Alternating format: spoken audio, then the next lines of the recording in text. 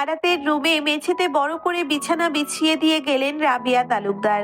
আলফি বাহানা ধরেছে আজকে রাতে রশ্মির সঙ্গে কাটাবে। রশ্মিও ছোট ভাইয়ের সঙ্গে থাকার কথা ভেবে বলল, সবাই মিলে আজকে রাতে একসঙ্গে মেঝেতে বিছানা পেতে থাকবে। মেয়ের সঙ্গে শেষ রাত কাটাতে চায়। বিচ্ছু বাহিনীর সঙ্গে রাহিমা সুলতানা থাকতে চাইলেন। এত এত মানুষ বিছানায় জায়গা হবে না বিধায় মেঝেতে বিছানা বিছিয়ে থাকার সিদ্ধান্ত নেওয়া। আরাত আয়নার সামনে চিরুনি নিয়ে মাথার হালকা কোঁকড়ানো লম্বা চুলগুলো বেনি করতে করতে পেছনে ঘুরিয়ে তাকালো। বেনি করতে করতে এদিক ওদিক তাকিয়ে সবাইকে পর্যবেক্ষণ করলো। মেঝের বিছানায় রাহিমা সুলতানা পা মিলিয়ে দিয়ে বসে রশ্মির মাথায় হাত বুলিয়ে দিচ্ছেন। রশ্মি রাহিমা সুলতানার কোলে মাথা রেখে চোখ বন্ধ করে শুয়ে আছে। আহিন আলফি আরাতের ফোন নিয়ে বিছানায় বসে কার্টুন দেখছে। আরাত চোখ ফিরিয়ে সোফার দিকে তাকালো। আরিশা সোফায় বসে আমানের সঙ্গে মেসেজ করছে আর মুচকি মুচকি হাসছে। আরাত বেনি করতে করতে আরিশার দিকে তাকিয়ে মুখে দুষ্টু হাসি টেনে বলে উঠল, হাই, আজকে কেউ নেই বলে। আরিশা ফোন থেকে চোখ উঠিয়ে আরাতের উদ্দেশ্য করে বলল, আহারে আফসোস, যা বড় বোন হিসাবে তোকে দোয়া করে দিলাম, কলেজে পা ফেলানোর সঙ্গে সঙ্গে তোর লাইফে কেউ যেন পা দিয়ে দেয়। তওবা তওবা, আস্তাগফিরুল্লাহ। আপু, তোমার দোয়া উঠিয়ে নাও, উঠিয়ে নাও। আরাতের কথায় আরিশা বলল, কেন? দোয়া উঠে নিয়ে আবার নতুন করে দোয়া করো। শোনো, এভাবে দোয়া করবা। শুরু হয়ে গেল ভণ্ডামি। রশ্মি চোখ বন্ধ রাখা অবস্থাতেই বিড়বিড় করে কথাটা বলল। রাহিমা সুলতানা আর আরিশা আরাতের দিকে কৌতূহলে চোখে চেয়ে আছে। আরাত পুনরায় বলতে শুরু করলো, হে আল্লাহ, তুমি আমার ছোট্ট বোনটার জীবনে শুধু পা না, পুরো সম্পূর্ণ সহজ শরীরের মালিকটাকে পাঠিয়ে দাও। আমিন। বুঝতে পারছো, এভাবে আমার জন্য দোয়া করবা। আরাত কথাটা বলতে বলতে হাতের চিরুনি দিয়ে আহিন আলফিকে হালকা করে ছুঁয়ে পুনরায় বলল, এই তোরা আমিন বলছিস না কেন? আমিন বল। সঙ্গে সঙ্গে আহিন আলফি ফোন থেকে চোখ উঠিয়ে কিছু না বুঝে বলে উঠল, আমিন আমিন। আমিন বলেই পুনরায় দুজন ফোনে কার্টুন দেখায় মগ্ন হয়ে গেল। এদিকে আরিশা হেসে আরাতকে বিয়ে পাগল মেয়ে বলে আবার ফোনে আমানের সঙ্গে চ্যাটিং করতে ব্যস্ত হয়ে গেল। রাহিমা সুলতানা বাড়িতে একা থাকায় ফ্রি সময় পেলেই রশ্মি রাতদের সঙ্গে সময় কাটায়। বয়স 41-এর ঘরে নিজের ছেলে মেয়ের সঙ্গে বন্ধুসুলভ আচরণ করেন সব সময়, সবার সঙ্গে ফ্রি। ছেলে মেয়েদের দুষ্টুমির কথাগুলো উনিও এনজয় করেন। আরাতের কথায় রাহিমা সুলতানা আরাতের দিকে তাকিয়ে হাসি মুখে বলল, তাহলে ভাইজানকে বলে আরিশার আগে তোমার বিয়েটা দিতে বলি, কি বলো আরাত? রাহিমা সুলতানার কথায় আরাত চিরুনি ড্রেসিং টেবিলে রাখতে রাখতে দাঁত বের করে হেসে বলল, উফ আন্টি, এই কথা জিজ্ঞাসা করে আমাকে লজ্জা দিবে না। একদম পাত্র সামনে হাজির করে লজ্জায় ফেলবে, ঠিক আছে? আরাতের কথায় রাহিমা সুলতানা শব্দ করে হেসে উঠলেন। আরাত বিছানায় কাছে এসে আহিনের হাত থেকে নিজের ফোন কেড়ে নিতে নিতে বলল, সুযোগ পেলেই শুধু ফোন ফোন, কানা হইবি রে কানা। এই আরিশা আপু আয়রা আপু কই গো, দেখছি না যে। এতক্ষণে আলফি বিছানা থেকে নেমে মায়ের কাছে এসে রশ্মির আর এক পাশে শুয়ে পড়ল। আহিন বিছানা থেকে নেমে ওয়াশরুমের দিকে গেল। আরিশা আরাতের কথায় ফোনটা সাইডে রেখে দিয়ে আরাতের দিকে তাকিয়ে বলল, যেখানে থাকলে তার আনাজ ভাইকে পাওয়া যাবে সেখানে। ঠিক সেই সময় আয়রা আরাতের রুমের দরজায় এসে দাঁড়ালো। দরজা থেকে রুমের ভেতরে প্রবেশ করে মুখ বেঁকে বলল, ব্যাটা বদের হাড্ডি রুমে নেই। আয়রা কথাটা বলেই বিছানার উপরে উল্টো হয়ে শুয়ে রইল। রাহিমা সুলতানা আয়রার কথায় বলে উঠলেন, কাকে নিয়ে বলছো শুনি শুনি? কে নেই রুমে? আরাত রাহিমা সুলতানার কাছে বসে বলল, আন্টি তুমিও না কাকে কি জিজ্ঞেস করছো? আয়রা আপুর মাথায় আনাস ভাই ছাড়া কে ঘোরে শুনি? আনাস ভাইয়ের রুমে গিয়ে আনাস ভাইকে রুমে পাই নাই, এজন্য মুখ বাঁকা করে ফিরে এলো। আরাতের কথায় রাহিমা সুলতানা হেসে বলে উঠলেন, আরাত, তুমি আয়রাকে তাড়াতাড়ি আপু থেকে ভাবি বানিয়ে ফেলো, নয়তো দেখা যাবে অন্য কেউ এসে সানাই বাজিয়ে ভরে তুলে নিয়ে যাবে। এটাই তো আন্টি আমার ভাইটা বুঝতে পারছে না। আরাত কথাটা বলে কিছু একটা ভেবে পুনরায় বলল, বুঝবে বুঝবে। এই আয়রা আপু, তুমি কয়েকদিন ভাইয়াকে ইগনোর করতে পারো না? তুমি পাত্তা না দিলে দেখবে ভাইয়া তোমাকে ঠিক মিস করবে, তখন তোমার কদরটা বুঝতে পারবে। আরাত আয়রার দিকে তাকালো। রশ্মি চোখ মেলে তাকালো আয়রার উত্তর শোনার জন্য। রাহিমা সুলতানা চেয়ে আছেন। আয়রা বিছানায় শুয়ে থাকা অবস্থায় উঠে চুপচাপ বসে পড়ল। আয়রাকে চুপচাপ বসে থাকতে দেখে আরিশা ক্ষিপ্ত চোখে তাকিয়ে সোফায় ভালো হয়ে বসতে বসতে বলল, তার জন্য তো আগে ওদের দুজনের কাছাকাছি আসতে হবে। আনাস ভাইয়ের মনে আয়রার প্রতি অনুভূতি সৃষ্টি করতে হবে, তবেই না আনাস ভাই আয়রার দূরত্বটাকে মিস করবে। কিন্তু দেখা, আমি আয়রার প্রতি আনাস ভাইয়ের কোনো অনুভূতি দেখতে পাই না, অথচ আমার বোনটা বোকার মতো আনাস ভাইয়ের পিছু পিছু ঘুরে। আরিশা আয়রার দিকে তাকালো। আয়রার চোখে পানি টলমলো করছে। আরিশার বিরক্ত লাগলো এতে। তার বোনটা বড্ড অবুঝ, কেউ কিছু বলার আগেই চোখের পানি গাল বেয়ে পড়বে, অল্পতেই কান্না করে দিবে, অথচ জ্ঞানী ম্যাচিওর। শুধু আনাস ভাইয়ের বেলায় কেমন বোকা মেয়েটা। আরিশা বোনের প্রতি ক্ষিপ্ত মনে পুনরায় বলল, কি জানিস তো আয়রা, রিভেঞ্জ অফ নেচার বলে একটা শব্দ আছে, জানিস তো? যে যাই করুক না কেন সময় মতো তার ফল পেয়ে যাবে। কিন্তু দেখ, আমি তো দেখছি তুই সঙ্গে সঙ্গে তোর ফল পেয়ে যাচ্ছিস। আরাত চুপচাপ মনোযোগ দিয়ে আরিশার কথাগুলো শুনছে। রশ্মি মেঝে থেকে উঠে এসে আয়রার পাশে বসে এক হাত আয়রার ঘাড়ে রাখলো। রাহিমা সুলতানা আরিশাকে বললেন, আশিরা, অনেক হয়েছে, এবার চুপ করো, মেয়েটা কান্না করে দিবে। কি বলো তো আরিশা? ভালোবাসার মধ্যে ইগো আনতে নেই। আয়রা আনাসের ভালোবাসা পাওয়ার জন্য নিজের ইগো সাইটে রেখে আনাসের সামনে পাগলামিগুলো করে, এতে আমি ভুল দেখি না তো। ভালোবাসার জন্য পাগলামি করবে, তবেই না তোমার ভালোবাসাটা তার সামনে প্রকাশ পাবে। আরিশা রাহিমা সুলতানার কথায় একটু নরম হয়ে পুনরায় বলতে শুরু করলো, কি বলেন তো আন্টি, ও যেমন ভালোবাসার জন্য পাগলামি করে, ওকেও পাওয়ার জন্য অন্য কেউ এমনভাবেই পাগলামি করে, কিন্তু ওর ওটা চোখে পড়ে না। পড়ে না বলছি কেন, অবশ্যই পড়ে, কিন্তু ওর মনে আনাস ভাই ছাড়া অন্য কাউকে রাখতে চায় না, এই জন্য অন্য কারো ভালোবাসাটা দেখেও দেখে না। আরাত এতক্ষণ চুপচাপ আরিশার কথাগুলো শোনার পর নিজের ভাইয়ের উপর বিরক্ত হয়ে মেঝে থেকে উঠে আয়রার সামনে উঠে এসে আয়রাকে বলল, জানো আয়রা আপু, আমার কি মনে হয় যে তোমাকে বুঝতে চায় না, তার জন্য পাগলামি বন্ধ করে যে পাগলের মতো তোমাকে চায় তাকে আপন করে নেওয়া, এটাই তোমার লাইফে বেটার হবে। এত এত কথা আয়রা শুধু চুপচাপ চোখ ভরা পানি নিয়ে শুনেই গেল, কোনো উত্তর করতে পারলো না। আয়রার এক ধরনের বাজে অভ্যেস, কান্না আসলে কথা বলতে পারে না। আহিন ওয়াশরুম থেকে বের হয়ে বিছানায় এসে এক কোণায় দাঁড়ালো। সবাইকে এতটা সিরিয়াস হয়ে থাকতে দেখে আহিন বলল, তোমরা এত সিরিয়াস দেখা যাচ্ছে কেন? আরাত আপু, তোমার ভণ্ডামিগুলো শেষ হয়ে গেল নাকি? আরে আগে বলবা না? আমার কাছে অনেক রয়েছে। হাওলাত নিতা? আচ্ছা দাঁড়াও, আমি দিতাছি। আহিন কথাগুলো বলে আলফিকে ডাকতে যাবে, তখনই রশ্মি আহিনকে ধমক দিয়ে বলল, এই, ওখানে দাঁড়া বলছি, চুপচাপ বিছানায় শুয়ে ঘুমিয়ে পড় যা, নয়তো রুম থেকে বের করে দেব একদম। আরে রশ্মি আপু, শুনো না, আমি কি বলছি। রুম থেকে বের হতে চাস? আর একটা কথা বললে একদম রুম থেকে বের করে দেব। আহিন বিছানায় শুয়ে গায়ে চাদর জড়িয়ে নিতে নিতে বলল। ধরু যাও, শুয়ে পড়লাম, আর কিছু বলবো না। শুয়ে থেকেই মাথাটা উঁচু করে রাহিমা সুলতানার উদ্দেশ্য করে বলে উঠল আহিন, আন্টি, আপনি একদম ঠিক করেছেন। আলভিকে নিজের পাশে রেখে একা একা আদর করেন। রশ্মি আপু আপনার ভালোবাসা পাওয়ার যোগ্য না। আহিন বালিশে মাথা রেখে রশ্মির দিকে তাকিয়ে মুখ বাঁকালো।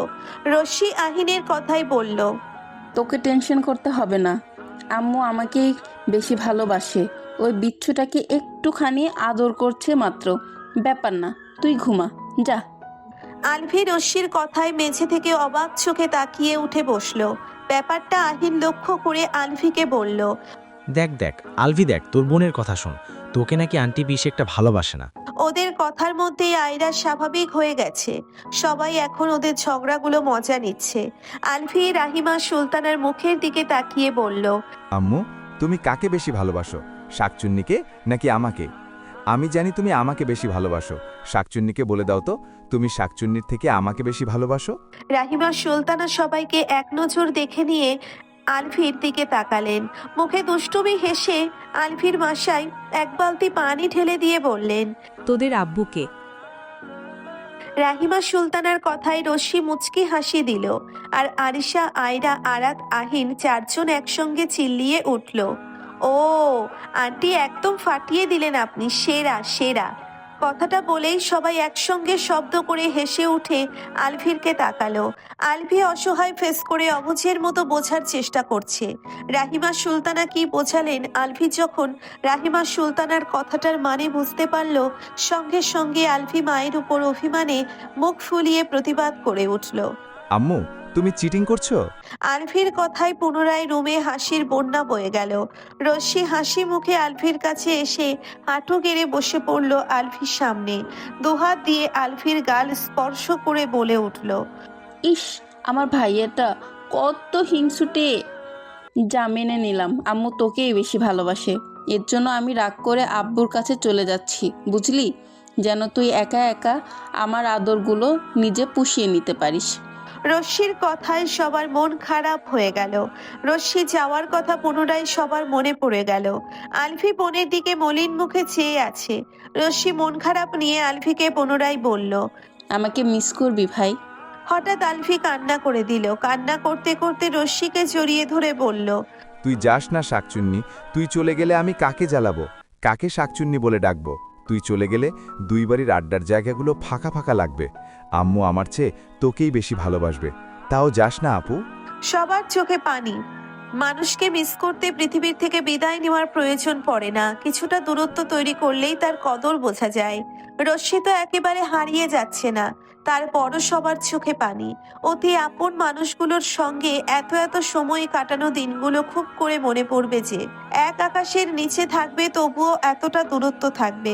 সকাল 8:30, প্রতিটা সেকেন্ড প্রতিটা মিনিট রশ্মির কাছে মনে হচ্ছে এক একটা মিনিটকে সব সময়কে যদি দেখা যেত তাহলে চাপটে জড়িয়ে রেখে দিত।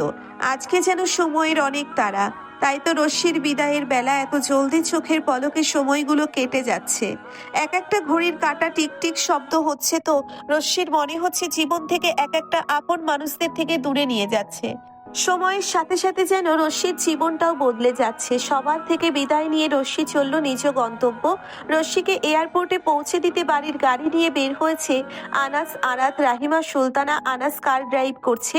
পেছনের সিটে রশ্মি, আরাত, রাহিমা, সুলতানা তিনজন চুপচাপ বসে গাড়ির জানালা দিয়ে বাহিরের যানবাহন দেখছে। গাড়িটা এসে দাঁড়ালো এয়ারপোর্টের সামনে। প্রথমে রাহিমা, সুলতানা গাড়ি থেকে নামলেন। রশ্মি গাড়ির মধ্যে থেকে বাহিরের দিকে একবার চোখ তুলে তাকালো। এই তো এসে পড়েছে এক নতুন জীবনের যান্ত্রিক। রশ্মিকে গাড়ি থেকে নামতে না দেখে রাহিমা, সুলতানা বাহিরের থেকে গাড়ির দিকে একটু ঝুঁকে বললেন, কি হয়েছে রশ্মি, গাড়ি থেকে নামছো না কেন? আরাত রশ্মির পেছন থেকে রশ্মিকে একটু ধাক্কা দিয়ে ইশারা করে বলল, কি হইল, নেমে পড়। রশ্মি হুম বলে গাড়ি থেকে নেমে পড়ল। রশ্মির পেছনে আরাত নামলো। রশ্মি এদিক ওদিক তাকিয়ে এয়ারপোর্ট দেখছে। আরাত রশ্মির কাছে দাঁড়িয়ে রশ্মির হাতের মুঠোয় নিজের হাত রাখলো। রশ্মি নিজের হাতে আরাতের ছোঁয়া পেয়ে মলিন মুখে আরাতের দিকে তাকিয়ে মলিন হাসলো। আনাস গাড়ির ডিকি থেকে লাগেজটা বের করে রাহিমা, সুলতানাকে রশ্মিরাতকে নিয়ে একটু সাইডে দাঁড়াতে বলে। গাড়ি পার্কিং করতে গেল। রাহিমা, সুলতানা মেয়ের কাছে এসে দুই গালে হাত রাখলেন। সাবধানে থাকবি মা, আর হ্যাঁ, সময়কার খাবার সময় মতো খাবি, পড়াশোনার দিকে মনোযোগী থাকবি। মনে রাখবি, তোকে নিয়ে কিন্তু তোর আব্বুর অনেক স্বপ্ন, কথাটা মনে রাখিস মা। রশ্মি মায়ের হাতে এক হাত রেখে মুচকি হাসি দিয়ে বলল, ইনশাআল্লাহ আম্মু, আমার জন্য দোয়া করবা। আর আম্মু শোনো, এই ফাজিলের খেয়াল রাখবা। কথাটা বলেই রশ্মি আরাতের দিকে তাকিয়ে পুনরায় বলতে শুরু করলো, তোকেও আমার পরিবারের দায়িত্ব দিয়ে গেলাম। আমার আম্মু আর তোর ক্রাশকে দেখে রাখবি, কেমন? আরাত রশ্মির হাত আর একটু গাঢ়ভাবে নিজের হাতের মধ্যে নিয়ে নিল। ইনশাল্লাহ, তুইও সবসময় নিজের খেয়াল রাখবি, কেমন? মনে রাখবি, তোর কিছু হইলে তোর আরাত ভালো থাকবে না। আনাস এসে তিনজনকে তাড়া দিতে লাগলো। আর মাত্র 13 মিনিট, তাহলে 10:30 বেজে যাবে। চারজন মিলে সামনের দিকে এগুতেই হঠাৎ রশ্মি আরাতকে জড়িয়ে ধরে কান্না ভেজা কণ্ঠে বলে উঠল, অনেক অনেক মিস করব তোকে রে। আরাত দুহাত দিয়ে চাপটে জড়িয়ে ধরে শব্দ করে কান্না শুরু করলো। আমি বুঝি তোকে মিস করব না? রশ্মি মাথা নাড়িয়ে বলল, করবি তো? আনাস বিরক্ত হয়ে দুজনকে ধমক দিল, কি হচ্ছে রশি? মানুষ দেখছে। রশি তো লেট হয়ে যাচ্ছে, সামনে এগোয়া। দুজন দুজনকে ছেড়ে দিল। রশ্মি আরাতকে ছেড়ে দিয়ে মায়ের মুখের দিকে একবার তাকালো। সবাইকে দেখে নিয়ে রশ্মি মুচকি হাসি দিয়ে সামনের দিকে পা বাড়ালো। আনাস আর রাহিমা, সুলতানা রশ্মির যাওয়ার দিকে চেয়ে রইল। আরাত রশ্মির চলে যাওয়ার দিকে তাকিয়ে কিছুটা পিছিয়ে এসে অশ্রু ভেজা চোখে অন্যদিকে তাকিয়ে রইল। রশ্মির এক হাতে লাগেজ, অন্য হাতে পাসপোর্ট ভিসা নিয়ে একবার পিছনে তাকালো আপন মানুষগুলোকে এক নজর দেখতে। পেছনে ঘুরিয়ে আরাতকে অন্যদিকে তাকিয়ে কান্না করতে দেখে রশ্মির চোখ পানিতে ভরে উঠল। রশ্মিকে পিছনে তাকাতে দেখে রাহিমা সুলতানা হাতের ইশারায় বিদায় জানালেন। আনাস মুচকি হাসি দিল, হাত দিয়ে বিদায় জানালো।